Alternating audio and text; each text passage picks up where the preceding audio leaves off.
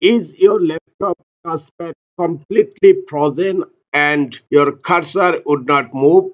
Don't panic. You would not even need a mouse to fix it. First step, function key check. First, try press function key and F6 or F7 on your keyboard.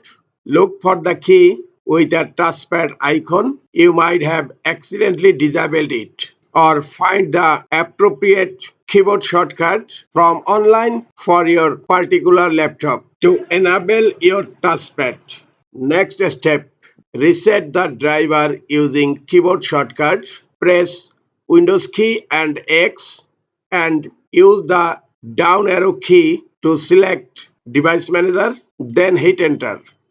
Press tab, then use down arrow key to select mice and other pointing devices. Then press right arrow to expand it.